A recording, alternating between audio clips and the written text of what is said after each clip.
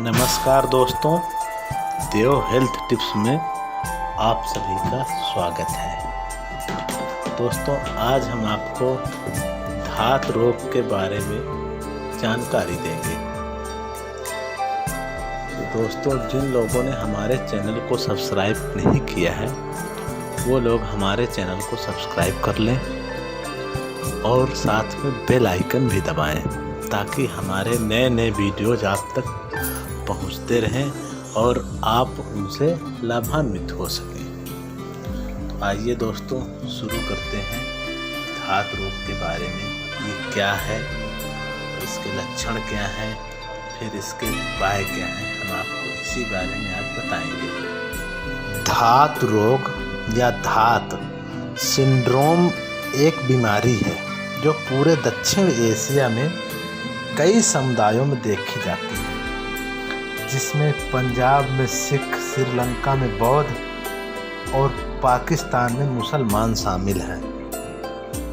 यह एक ऐसी स्थिति है जिसमें पुरुष रोगी शिकायत करते हैं कि वे शीघ्रपतन या नपुंसकता से पीड़ित हैं। वे यह भी सोचते हैं कि वे अपने मूत्र में वीर्य पारित करते हैं। तो हम आपको आज इसी बारे में जानकारी देंगे। धात शब्द संस्कृत शब्द के धातु से आया है, जिसका अर्थ है अमृत, जो शरीर का निर्माण करता है। एक भारतीय चिकित्सक के अनुसार वर्ष 1960 में धात सिंड्रोम शब्द गढ़ा था।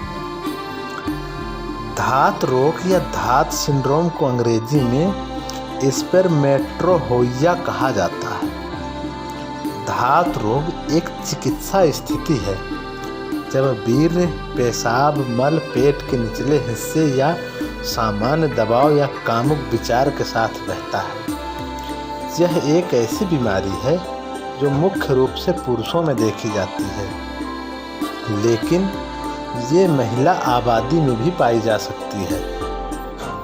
तो आइए, इसके लक्षण क्या हैं, इसका इलाज कैसे किया जाता है, हम आपको बताते हैं। धात रोग एक आम रोग है, लेकिन इसके कई प्रकार के लक्षण हैं। यहाँ दीर्घकालिक यौन थकान से संबंधित लक्षण दिखाई दे सकते हैं। इसके लिए यदि वह लक्षण का नियमित रूप से अनुभव करता है, क्योंकि उपचार में देरी से अन्य गंभीर चिकित्सा स्थितियां विकसित हो सकती हैं, जैसे चक्कर आना, हल्की कमजोरी, रात को ठंड लगना या पसीना आना, वीर्य का अनैच्छिक स्त्राव, भूख कम लगना, जननांग क्षेत्रों के आसपास खुजली और जलन, असामान्य शीघ्र हृदय गति, एक गंभीर पीठ दर्द, गर्म और मुलायम त्वचा, अंडकोश या पेरिनियम में दर्द।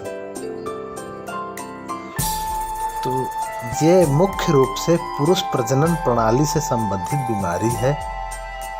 धात रोग होने के कई कारण होते हैं, जैसे पुरुष जननांग टेस्टिस को बाकी शरीर के तापमान से ठंडा रखना चाहिए। जब टेस्टिस अधिक गर्मी के प्रभाव में आते हैं, जैसे गर्म पानी के टब में नहाने के बाद, ऐसे में रात को सोने के बाद शुक्राणु निकलने लगते हैं, क्योंकि शुक्राणु का आना कम हो जाता है। यौन उत्तेजनाओं को प्रभावित करने वाला दृश्य या ख्याल आने पर ही इस समस्या का पैदा होना लाजमी है।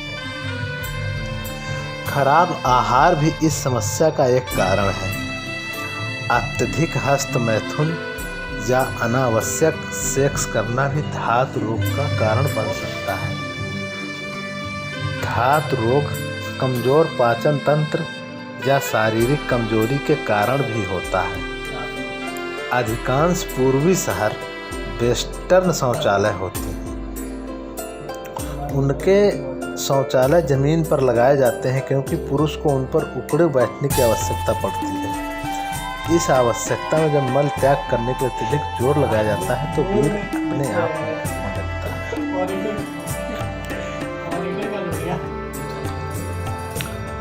अगर वीर्य निकलने की समस्या रोजाना होने लगे तो यह एक गंभीर समस्या हो सकती है। तंत्र की कमजोरी, आदमी को अपने पेट को साफ रखना चाहिए। मूत्र और जननांग अंगों की क्षीणता, अत्यधिक हस्त मैथुन करने की आदत, यौन संतुष्टि न होना, त्वचा आदि की समस्या के कारण वृषण कोष संबंधी समस्याएं, संकीर्ण मूत्र निकास मार्ग, मलाशय के विकार जैसे बवासीर, एनल फिशर, कीड़े और त्वचा में फोड़े फुंसी, मूत्राशय का अत्यधिक भरना, टेस्टोस्टेरोन के बढ़ने से संबंधित दवाइयाँ लेना, गद्दे या कंबल के साथ संपर्क में आने के कारण उत्तेजता होना।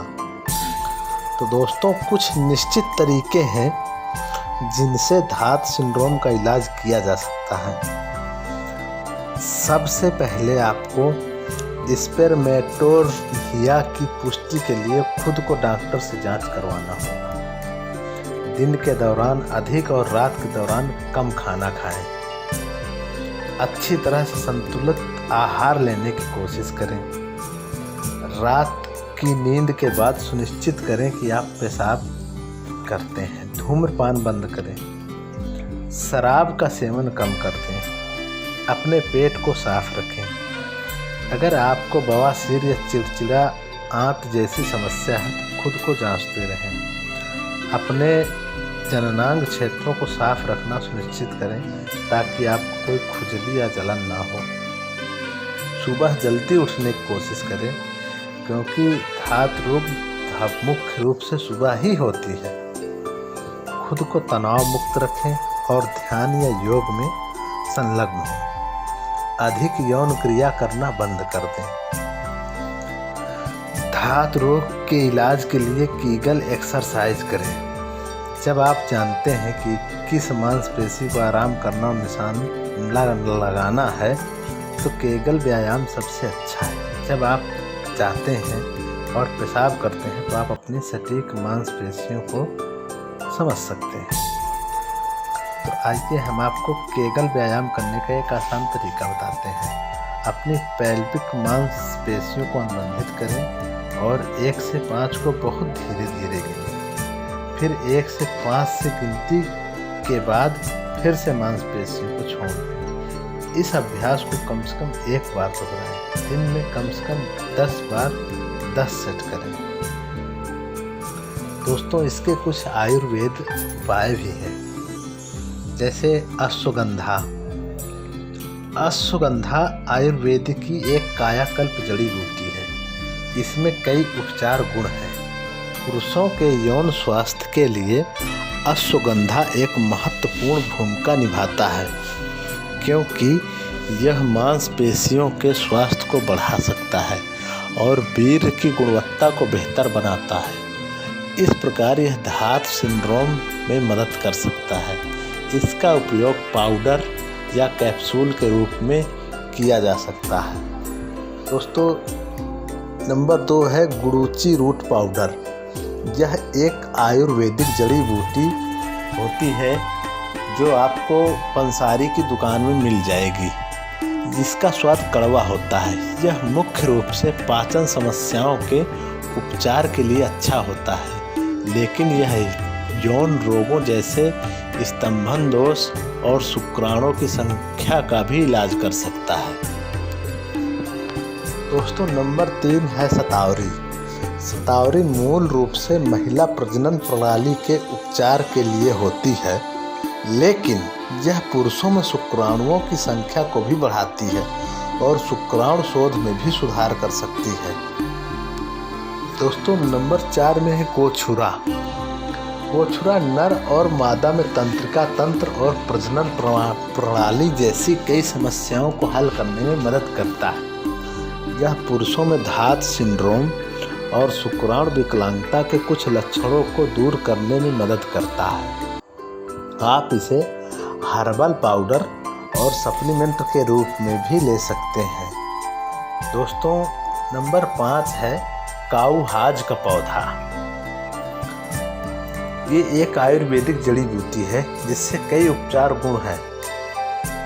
यह मुख्य रूप से प्रजनन प्रणाली के लिए एक जड़ी बूटी है ये प्रजनन प्रणाली जैसे बांझपन, धात सिंड्रोम और नपुंसकता में बहुत ही कारगर साबित हुई है। दोस्तों, इसके लिए आप कुछ अपने दिनचर्या में भी बदलाव ला सकते हैं जिससे कि आपको उसमें फ़ायदा मिले। सप्ताह में कम से कम एक बार उपवास करें। 6 से 8 गिलास पानी रोज पिएं। ध्यान का अभ्यास करें। योग या स्ट्रेचिंग का कोई अन्य रूप ये भी कर सकते हैं। बहुत हल्का और स्वस्थ भोजन करें।